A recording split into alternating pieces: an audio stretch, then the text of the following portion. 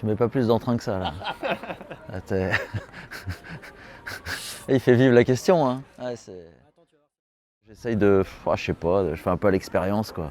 Ouais, je sais les moments qui sont durs. Donc je sais à quel moment il va falloir temporiser. Alors, je sais pas si c'est le secret, mais moi en tout cas c'est comme ça que je vais faire. Quoi. Je repense à Noël, j'avoue que j'avais eu un petit coup de mou à chaque fois parce que c'était. J'avais reçu des photos de Ruben qui ouvrait ses cadeaux, je me sentais un peu seul.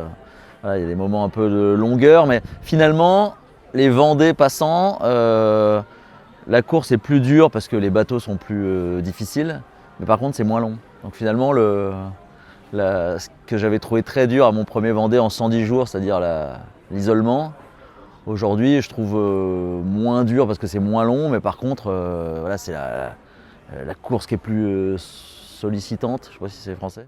Galère je dirais, mais le gros défi de mon premier Vendée, c'est quand je casse mes deux safrans, les gouvernails qui sont à l'arrière parce que je percute une baleine, et là voilà, la course elle est terminée quoi. Là, au moment où je vois les deux safrans exploser, bah voilà, je m'imagine rentrer au sable en convoyage, course abandonnée quoi. Donc, après j'ai passé 5 jours en Afrique du Sud dans une petite crypte parce qu'on n'a pas le droit à l'assistance, donc il faut réparer tout seul, à réparer mes safrans, et ça a été un sacré défi parce que j'en voyais pas le bout en fait. Et le deuxième, le gros défi, ça avait été de monter dans le mât pour aller réparer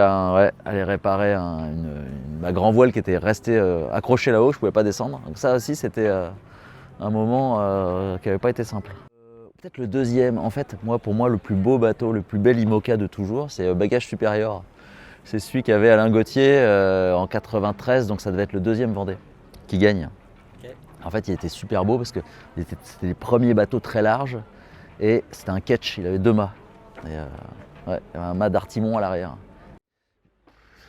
Quand il faut que je réponde à la question, je dis 75-80 jours dans les 10. Après, le vrai challenge perso, c'est quand même de finir, d'arriver au bout. Donc je sais pas.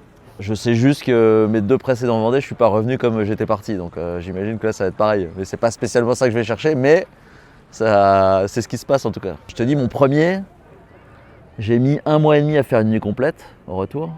Mon deuxième, 2 ans et demi. Donc le troisième, je sais pas trop comment ça va se passer. J'adore le poulet et que j'ai pas grand chose à manger à part des plats lyophilisés, donc qu'elle traîne pas trop dans le coin. Bah, bien sûr, j'en ai plusieurs. Ouais. D'abord j'ai Pamela que vous connaissez tous. Ouais. Ensuite j'ai ma petite Vierge Noire que m'avait offert le curé des Sables en 2016, mon premier Vendée. Ah ouais. J'ai jamais osé enlever du bateau parce que certes j'ai eu plein d'emmerdes, mais si elle avait été pas là, peut-être ça aurait été pire. Donc dans le doute, je la garde. Voilà, eux ils ont fait les 3 Vendées, ma petite machine à café. Et puis ma paire de cosmiques. Et voilà. Et là, je suis calé.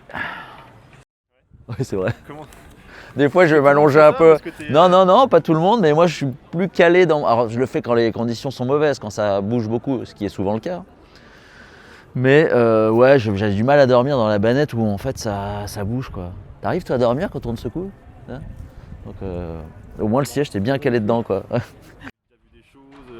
Bah en fait, franchement, moi je vois pas d'éléphant rose quoi. Mais par contre, je vois des ombres, tu sais, la nuit tu dis, tu vois pas bien, ou t'as l'impression qu'il y a un... Des fois je vois des cailloux sur l'eau, ça m'arrive, ça me fait peur. Ouais, des fois j'ai l'impression de voir un caillou et je sais très bien qu'il n'y a pas de caillou là où je suis, mais ça me prend quand même une seconde, tu vois. Je dis ah putain, non. Et il y a un autre truc qui est un peu chelou que je fais souvent, c'est que quand je me réveille, avec le réveil, donc je me lève, je check, je regarde dehors, dedans l'ordinateur, le machin, la trace, le vent, tous mes capteurs, bref. Tout est nickel. Je vais me rallonger. Et puis à un moment, je me dis, mais en fait, j'ai pas bougé, quoi. Et en fait, j'ai imaginé tout le tour et je suis pas sorti de mon lit. Et ça, c'est dangereux. Et ça m'arrive hyper souvent. Donc maintenant, je fais gaffe et mon réveil, par exemple, il est toujours loin de là où je dors. Comme ça, je suis obligé d'aller l'éteindre. La pire, c'était il y a pas... Enfin, la pire, oui, c'est quand même. C'est il y a pas longtemps quand je démate. Quand je sors et je vois le mât dans l'eau, là, je me dis là c'est pas bon. D'ailleurs je dis même à Adrien qui commence à attaquer le découpage, je lui dis laisse tomber, il n'y aura pas de Vendée. Donc tu vois, ça commençait pas bien. Bon, ça a duré 5 minutes. Hein.